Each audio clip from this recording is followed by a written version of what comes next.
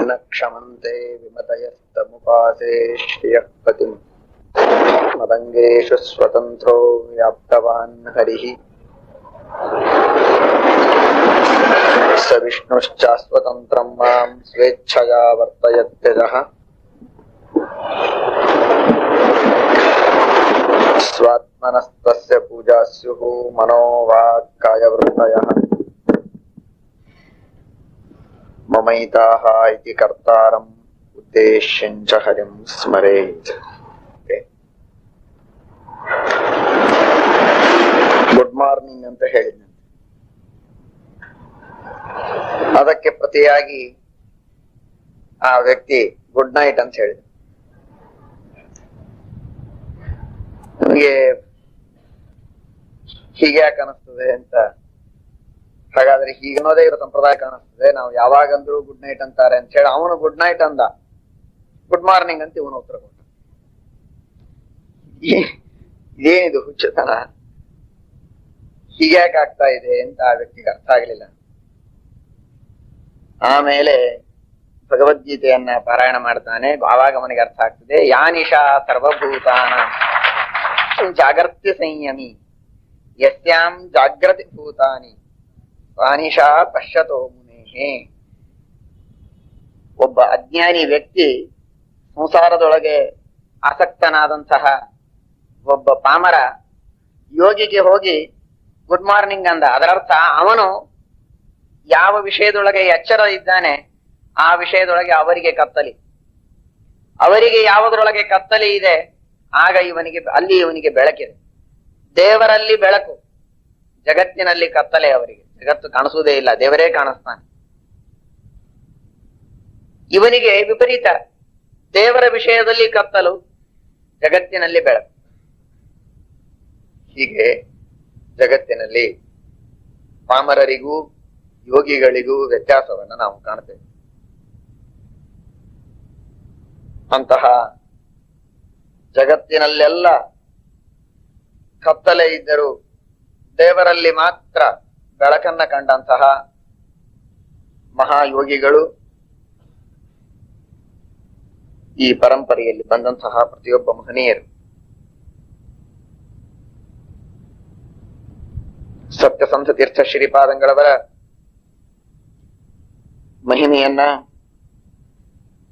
ಅವರ ಯೋಗ ಸಾಮರ್ಥ್ಯವನ್ನ, ಪವಾಡಗಳನ್ನ ನೀವು ಸಾಕಷ್ಟು ಕೇಳಿದ್ದೀರಿ. ಅಂತಹ ಮಹಾನುಭಾವರು ಬಹಳ ಸುಂದರವಾದ ವಿಷ್ಣು ಸಹಸ್ರನಾಮದ ಭಾಷ್ಯವನ್ನ ರಚನೆ ಮಾಡಿದ್ದಾರೆ. ಪುಂಡರೀಕಾಕ್ಷ ಎಂಬ ಶಬ್ದಕ್ಕೆ ಕಮಲದಂತೆ ಕಣ್ಣುಳ್ಳವನು ಅಂತನ್ನುವ ಅರ್ಥ ಒಂದಾದರೆ, ಪಂಢರಪುರದ ಪಾಂಡುರಂಗ ಇವರಿಂದ ತಪ್ತಮುದ್ರಾ ಧಾರಣ ಮಾಡಿಸಿಕೊಂಡಾಗ ಆ ಪಾಂಡುರಂಗನ ಮೇಲಿನ ಭಕ್ತಿ ಉಕ್ಕೇರಿ ಪುಂಡರೀಕಾಕ್ಷ ಎಂಬ ಶಬ್ದಕ್ಕೆ ಪಾಂಡುರಂಗ ಅಂತ ಅರ್ಥ ಬರೀತಾರೆ. ಪುಂಡರೀಕೆ ಅಕ್ಷಿಣಿ ಕೃಪಾದೃಷ್ಟಿ ಯಸ್ಯ ಸಹ ಪುಂಡರೀಕಾಕ್ಷ ಅಂತ. ಪುಂಡರೀಕನೆಂಬ ಭಕ್ತನಲ್ಲಿ ಕಣ್ಣಿಟ್ಟವನು, ಅವನ ಮೇಲೆ ಕೃಪಾದೃಷ್ಟಿಯನ್ನ ಇಟ್ಟವನು ಪುಂಡರೀಕಾಕ್ಷ ಅಂತ. ಪುಂಡರೀಕಾಕ್ಷ ಅಂದ್ರೆ ಕಮಲದಂತೆ ಕಣ್ಣಿದ್ದವನು ಅಂತ ಸಾಮಾನ್ಯವಾಗಿ ಅರ್ಥ ತೋರ್ತದೆ. ಆ ಅರ್ಥ ಇದ್ದದ್ದೇ. ಅದರ ಜೊತೆಗೆ ಪುಂಡರೀಕ ಎಂಬ ಭಕ್ತನ ಮೇಲೆ ಕೃಪಾದೃಷ್ಟಿಯನ್ನ ಇಟ್ಟುಕೊಂಡಂಥವನು ಪಂಢರಪುರದ ಪಾಂಡುರಂಗ ವಿಠಲ ಅಂತ. ಹೀಗೆ ಆ ಪಾಂಡುರಂಗನ ಸ್ತೋತ್ರವನ್ನ ಮಾಡ್ತಾರೆ ಮಹಾನುಭಾವ. ಅಂತಹ ಮಹನೀಯರಾದ ಸತ್ಯ ಸಂತ ತೀರ್ಥ ಶ್ರೀಪಾದಂಗಳವರು ಮುಂದೆ ತಮ್ಮ ಪೂರ್ವಾಶ್ರಮದ ತಮ್ಮಂದಿರಿಗೆ ಆಶ್ರಮವನ್ನ ಕೊಟ್ಟು ಅವರಿಗೆ ಸತ್ಯವರರು ಅಂತ ನಾಮಕರಣವನ್ನ ಮಾಡ್ತಾರೆ.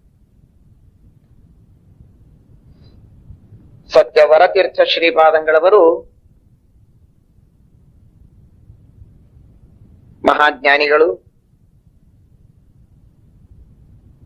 ಜಗತ್ತಿನಲ್ಲಿ ವಿಶೇಷ ಪ್ರಸಿದ್ಧರಾದಂತಹ ವಿಷ್ಣು ತೀರ್ಥರಿಗೆ ಆಶ್ರಮವನ್ನ ಕೊಟ್ಟು ಅವರಿಗೆ ಉದ್ಧಾರ ಮಾಡಿದಂತಹ ಮಹಾನುಭಾವರು ಸತ್ಯವರರು.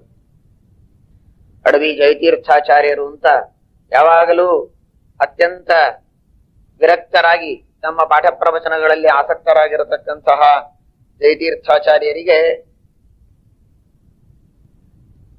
ವಿರಕ್ತರಾಗಿದ್ದರೂ ಮಾನಸಿಕವಾಗಿ ಹೆಂಡತಿ ಮಕ್ಕಳ ಜೊತೆಗೆ ಇರತಕ್ಕಂತಹ ಅವರಿಗೆ ದಾಸರ ಒಂದು ಪದ ವೈರಾಗ್ಯಕ್ಕೆ ಕಾರಣ ಆಯಿತು. ಮಂಚ ಬಾರದು ಮಡದಿ ಬಾರಳು ಕಂಚು ಕನ್ನಡಿ ಬಾರದು. ಹೆಂಡತಿಯ ಜೊತೆಗೆ ಮಂಚದ ಮೇಲೆ ಕುಳಿತಂತಹ ಅವರಿಗೆ ಈ ಮಾತು ಕೇಳಿ ಪರಮ ವೈರಾಗ್ಯ ಬಂದು ಸತ್ಯವರ ತೀರ್ಥ ಶ್ರೀಪಾದಂಗಳವರ ಹತ್ತಿರ ಬಂದು ಆಶ್ರಮವನ್ನ ತೆಗೆದುಕೊಂಡು ವಿಷ್ಣು ತೀರ್ಥರು ಅಂತಾಗ್ತಾರೆ. ಅವರಿಗೆ ಸತ್ಯವರ ತೀರ್ಥ ಶ್ರೀಪಾದಂಗಳವರು ಪೂರ್ಣಾನುಗ್ರಹವನ್ನ ಮಾಡಿ, ನಿಮ್ಮ ಜೀವನದೊಳಗೆ ನೀವು ಮಾಡಬೇಕಾದ ಮುಖ್ಯ ಕಾರ್ಯ ಅಂದ್ರೆ ಶ್ರೀಮನ್ ನ್ಯಾಯ ಸುಧಾ ಗ್ರಂಥದ ಸತತವಾದ ಪಾಠ ಪ್ರವಚನ ಮಾಡಿ, ಅದರಿಂದ ನಿಮ್ಮ ಉದ್ಧಾರ ಇದೆ ಅಂತ ಹೇಳ್ತಾರೆ. ಊರಿಗೆ ಬರಗಾಲ ಬಂದಾಗ ಸುಧಾ ಗ್ರಂಥದ ಪಾಠವನ್ನ ಹೇಳುವಾಗ ತಾವು ಕೂಡುವ ಆಸನದ ಕೆಳಗೆ ತಾಮ್ರದ ನಾಣ್ಯಗಳನ್ನ ಇಟ್ಟುಕೊಂಡು ಪಾಠ ಹೇಳಿದರೆ ಆ ಪಾಠ ಮುಗಿದಾಗ ಅದು ಬಂಗಾರದ ನಾಣ್ಯಗಳಾಗ್ತಿತ್ತಂತೆ. ಅದನ್ನ ಜನರಿಗೆ, ಊರಿನ ಜನರಿಗೆ ಕೊಟ್ಟು ದುರ್ಭಿಕ್ಷೆಯನ್ನ ಪರಿಹಾರ ಮಾಡ್ತಾ ಇದ್ರು ವಿಷ್ಣು ತೀರ್ಥರು ಅಂತ ನಾವು ಕೇಳ್ತೇವೆ. ಲಕ್ಷ್ಮೀ ಸ್ತೋತ್ರವನ್ನ ಮಾಡಿದ್ದಾರೆ, ಶ್ರೀಮನ್ ನ್ಯಾಯಸುಧಾ ಸ್ತೋತ್ರವನ್ನ ಮಾಡಿದ್ದಾರೆ. ಅದ್ಭುತವಾದಂತಹ ನ್ಯಾಯಸುಧೆಯ ಮಹಿಮೆಯನ್ನ ಜನ್ಮ ಜನ್ಮಾಂತರದಲ್ಲಿ ಸಿಗದೇ ಇದ್ದಂತಹ, ಅನೇಕ ಜನ್ಮಗಳ ಸಾಧನೆಯಿಂದ ಸಿಗಬಹುದಾದಂತಹ ಭಕ್ತಿ, ವಿರಕ್ತಿ, ಗುರುಭಕ್ತಿ, ದೇವರ ಅನುಗ್ರಹ ಶ್ರೀಮನ್ಯಾಯಸುಧಾದ ಒಂದು ಪದವನ್ನ ಓದೋದ್ರಿಂದ ಬರ್ತದೆ ಅಂತ ವಿಷ್ಣು ತೀರ್ಥರು ಕೊಂಡಾಡುತ್ತಾರೆ. ಅಂತಹ ಮಹಾನುಭಾವರಾದ ವಿಷ್ಣು ತೀರ್ಥರಿಗೆ ದೀಕ್ಷೆಯನ್ನು ಕೊಟ್ಟಂಥವರು ಸತ್ಯವರ ತೀರ್ಥ ಶ್ರೀಪಾದಂಗಳು. ಅನೇಕ ಜನ ಆ ವಿಷ್ಣು ತೀರ್ಥರ ಬಗ್ಗೆ ತಪ್ಪು ತಿಳುವಳಿಕೆಯನ್ನ, ಸುಳ್ಳು ಚಾಡಿಯನ್ನ ಸತ್ಯವರರಿಗೆ ಹೇಳ್ತಾರೆ. ಸತ್ಯವರರು ಹೇಳಿದ್ದನ್ನ ನಂಬುವಂಥವರು. ಅವರ ಮಾತನ್ನ ಕೇಳಿ ವಿಷ್ಣು ತೀರ್ಥರಿಗೆ ಸ್ವಲ್ಪ ದೂರ ಇಡುತ್ತಾರೆ. ಗುರುಗಳು ಯಾವಾಗ ದೂರ ಇಡುತ್ತಾರೆ ಆಗ ಅವರನ್ನ ಮಡಿಯಲ್ಲಿಯೂ ಸೇರಿಸಿಕೊಳ್ಳುವ ಪದ್ಧತಿ ಇರಲಿಲ್ಲ. ಆಗ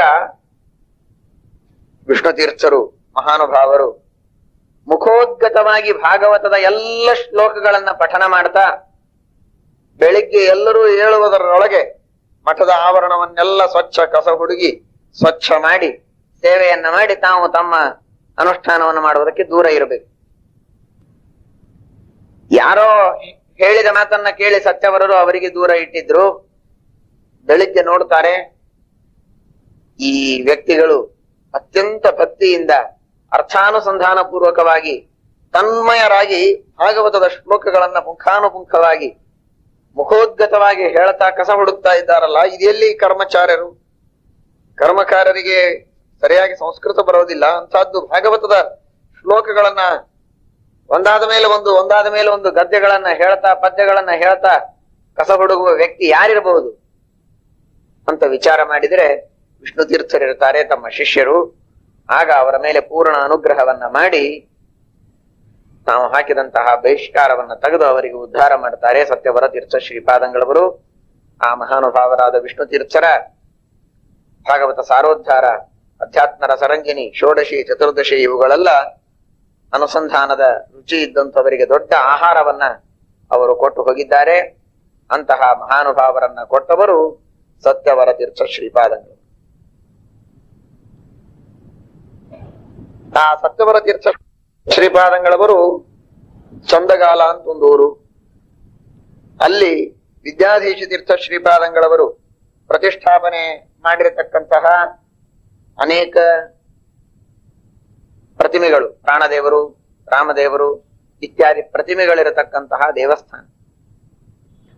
ಅಲ್ಲಿ ಸತ್ಯವರ ತೀರ್ಥ ಶ್ರೀಪಾದಂಗಳವರು ವಿದ್ಯಾಧೀಶ ತೀರ್ಥ ಶ್ರೀಪಾದಂಗಳವರು ಮಾಡಿರತಕ್ಕಂತಹ ಒಂದು ವಿಶೇಷವಾದ ಸನ್ನಿಧಿ ಅಂತ ಹೇಳಿ ಅಲ್ಲಿ ಎಷ್ಟೋ ದಿವಸ ಇರ್ತಾರೆ.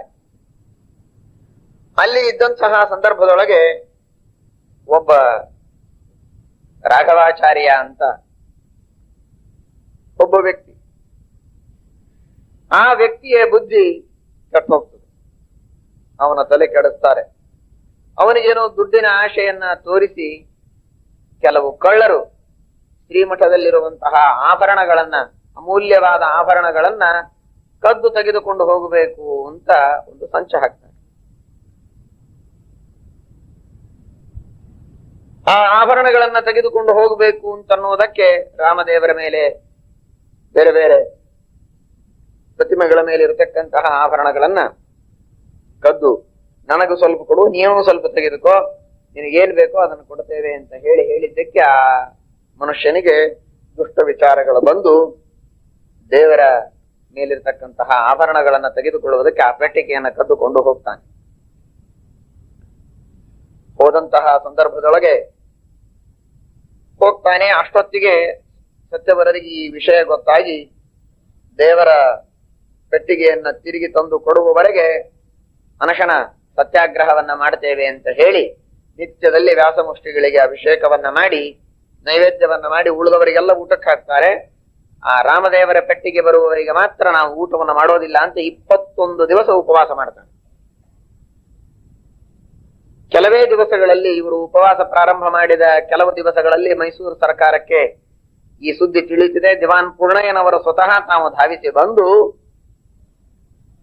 ರಾಜನಿಗೆ, ಟಿಪ್ಪು ಸುಲ್ತಾನ್ ಅವನಿಗೆ ಹೇಳ್ತಾರೆ, ಹೀಗೆ ನಮ್ಮ ಗುರುಗಳು ಉಪವಾಸ ಮಾಡ್ತಾ ಇದ್ದಾರೆ, ಇದಕ್ಕೆ ಸರ್ಕಾರದಿಂದ ನೀವೇನ್ ವ್ಯವಸ್ಥೆ ಮಾಡ್ತೀರಿ? ಅವನು ಒಂದೇ ಮಾತಾಡ್ತಾನೆ, ನನಗೆ ಇದ್ರ ಬಗ್ಗೆ ಏನು ಗೊತ್ತಿಲ್ಲ, ನೀವು ದಿವಾನ್ರು, ನಿಮಗೆ ಪೂರ್ಣ ಅಧಿಕಾರ ಕೊಟ್ಟಿದ್ದೇನೆ, ಅಪರಾಧಿಗಳಿಗೆ ಏನು ಬೇಕಾದ್ರೂ ಶಿಕ್ಷೆಗಳನ್ನು ಕೊಡಬಹುದು, ಹೇಗಾದ್ರೂ ಇನ್ವೆಸ್ಟಿಗೇಷನ್ ಮಾಡಬಹುದು.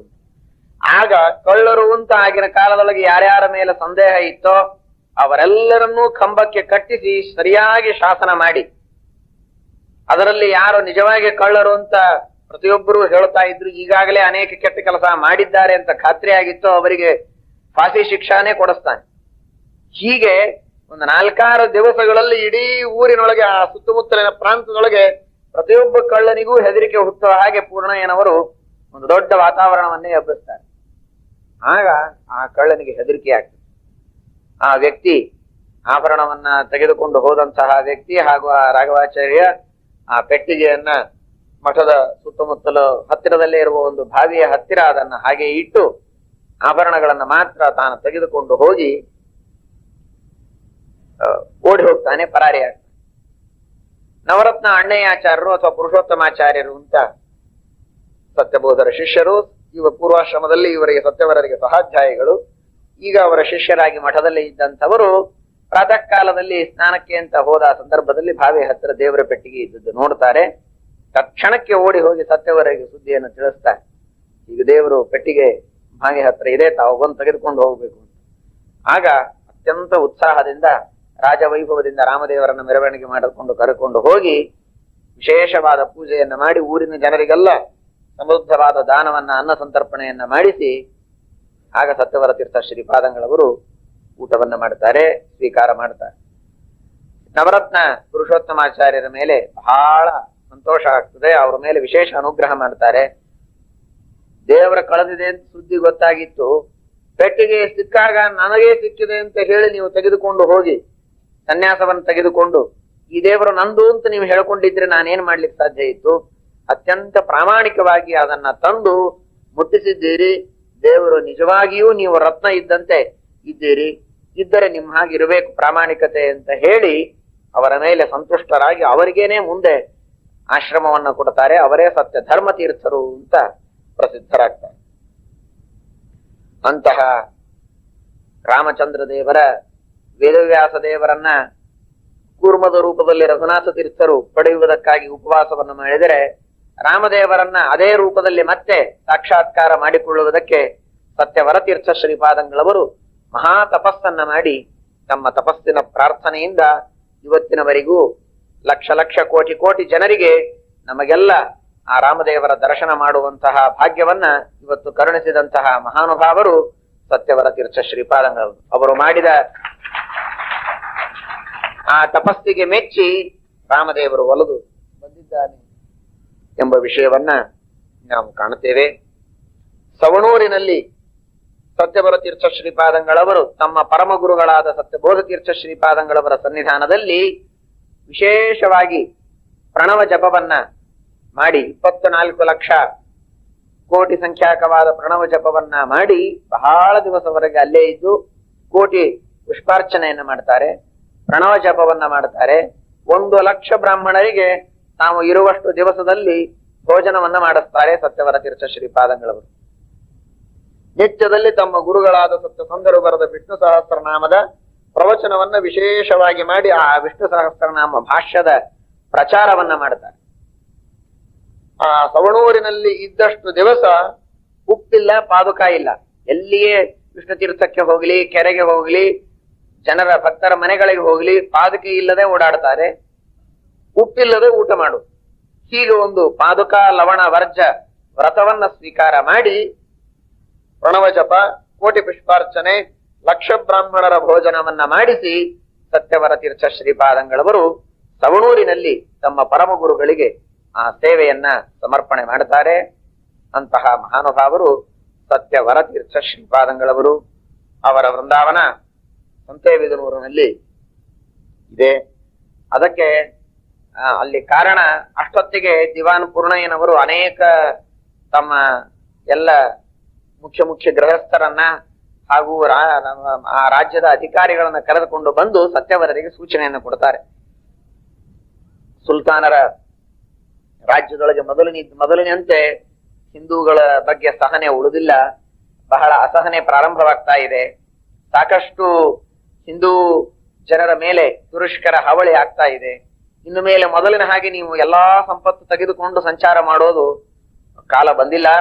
ಯಾವ್ದಾರು ವಿಶ್ವಾಸಿಕರಾದ ಒಬ್ಬರ ಮನೆಯಲ್ಲಿ ನೀವು ಆ ಸಂಪತ್ತನ್ನ ಇಟ್ಟು ಸಂಚಾರ ಮಾಡಿದ್ರೆ ಮಠಕ್ಕೆ ಕ್ಷೇಮವಾಗ್ತದೆ ಅಂತನ್ನೋದನ್ನ ದಿವಾನ್ ಪೂರ್ಣಯ್ಯನವರು ಸ್ವತಃ ಬಂದು ಹೇಳಿ, ಹಾಗಾದ್ರೆ ಎಲ್ಲಿರಬೇಕು ಅಂದ್ರೆ ನಮ್ಮ ಅಣ್ಣನ ಮಗ ಹಿರಣ್ಯಪ್ಪನವರು ಅಂತ ಸಂತೇಬಿದನೂರೊಳಗಿದ್ದಾರೆ. ಅವರು ಬಹಳ ಯೋಗ್ಯರಾದವರು, ವಿಶ್ವಾಸಿಕರು, ಸ್ವತಃ ನಮ್ಮ ತಮ್ಮಂದಿರು, ಸಹೋದರರು.